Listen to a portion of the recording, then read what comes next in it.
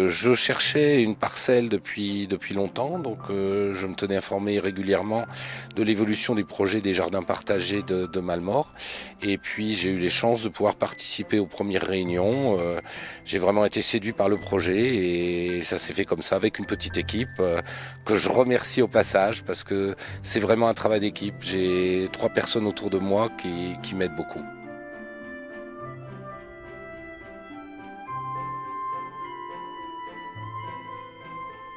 Pour gérer ces jardins, il fallait créer une association qui allait en fait s'autogérer. La mairie fournit les terrains et puis après l'association gère les adhérents, etc. Et j'avais pas prévu du tout d'être dans cette association. Mais j'avais vraiment très envie de la création de ces jardins. Alors je me suis dit, je vais laisser mon nom, mes coordonnées. J'ai été recontacté et à partir de là, pendant 1 an, avec Fabien Mathurin, Catherine Oliva, Stéphanie Liot, on s'est réunis très régulièrement pour élaborer avec la mairie et avec les concepteurs ces jardins partagés.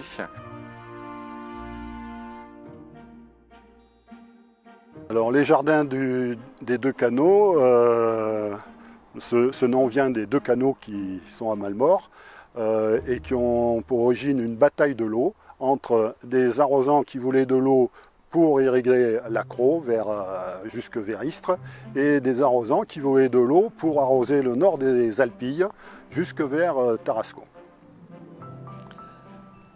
Pour moi, partager le jardinage, c'est échanger des idées, des types de cultures, des graines, des plants. J'ai commencé avec les tomates toutes petites et maintenant elles sont multicolores. Qu'est-ce qui t'a plu lorsqu'on a proposé les jardins partagés, dans l'idée du projet?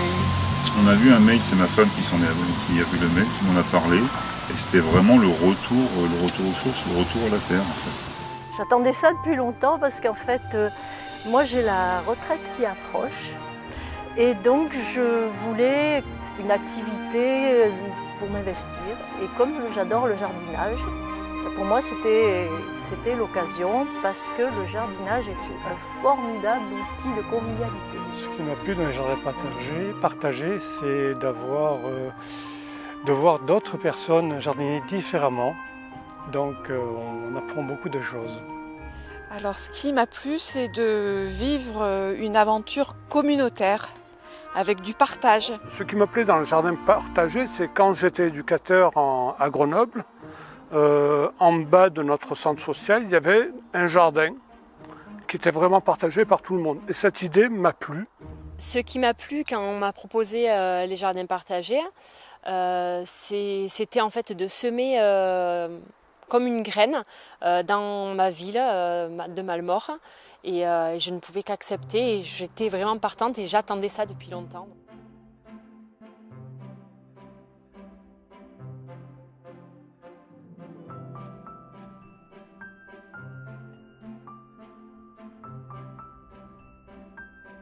Je suis admiratif des autres jardins. Je suis pas dans cet esprit de la concurrence. Voilà, mon jardin il est comme il est, il me ressemble. Je pense qu'il est un peu déstructuré par moments, très structuré par d'autres. Donc voilà, il y avait pas. Mais par contre, j'ai énormément de plaisir à aller voir les jardins des autres et je suis très très étonné de la créativité de certains.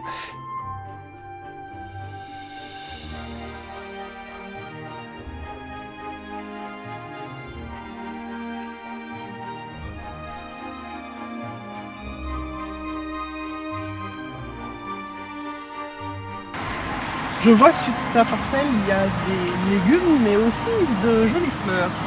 Dis-nous un petit peu à quoi ça peut servir. Là, c'est des œillets d'Inde, donc c'est surtout c'est un effet nématifuge, c'est-à-dire que ça éloigne, son système racinaire dégage une substance qui éloigne tout ce qui est nématode, qui pourrait manger le système racinaire.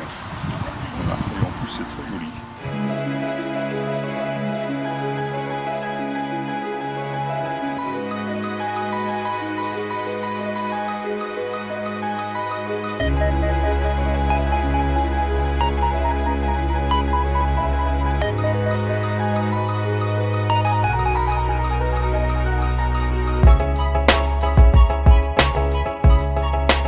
peut pas lier un légume particulier si ce n'est la tomate. Le reste, après, vous plantez tout, haricots verts, aubergines, courgettes, poivrons, voilà, les légumes. Et après, l'hiver, on peut aussi planter des choux. Je ne ferai pas parce qu'on prépare cette année maman va amender un petit peu la terre.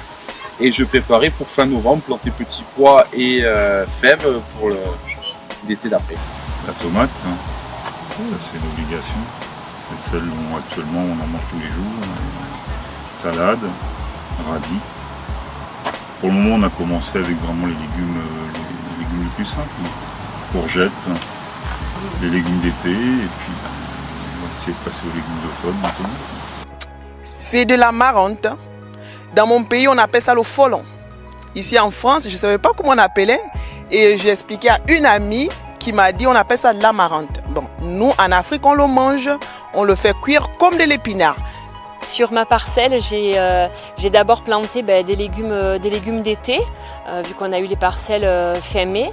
Et là, je m'apprête à planter les légumes d'automne et d'hiver. Ce soir, tu es venu pour cueillir les légumes. Qu'est-ce que tu vas récolter? Des courgettes, de la roquette et puis peut-être quelques tomates. Ce qui marche bien, c'est les fèves. Donc j'en fais soit à l'automne ou soit au printemps. Donc il y a 2 saisons pour faire la culture de fèves. Je cultive uniquement des fleurs. Pourquoi des fleurs? Parce que pour moi, les fleurs, c'est une idée de partage. Et dans le jardin de partager, il y a le mot partage. Et c'est donner à voir quelque chose de beau, de joli. Et je vois là-bas la parcelle pédagogique. Que peux-tu nous raconter? Alors, sur cette parcelle pédagogique, on a mis des tomates stressées. Alors, ces tomates n'ont jamais été arrosées depuis qu'elles ont été plantées au mois de mai. Ce sont des tomates pour lesquelles j'avais déjà des graines qui ont poussé chez moi et que j'ai décidé à qui j'ai décidé de faire subir un stress hydrique, c'est-à-dire ça fait plusieurs années que je récupère les graines de ces tomates et je ne les arrose jamais. Et je paille beaucoup, donc ce qui fait que l'eau reste, voilà, j'arrose très peu. Donc, après, quand on n'arrose pas assez, on aura d'autres soucis aussi, parce que les courgettes poussent moins vite, on peut avoir des stress hydriques.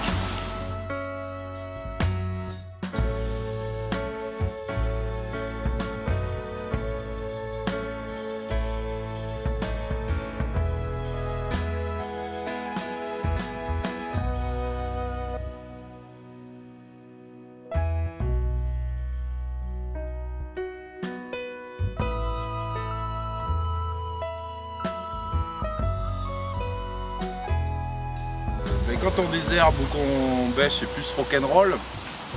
Quand on récolte, c'est plus de la musique classique. Et quand on plante, on est plus sur du jazz. Voilà. Un petit mixte. Un petit mixte.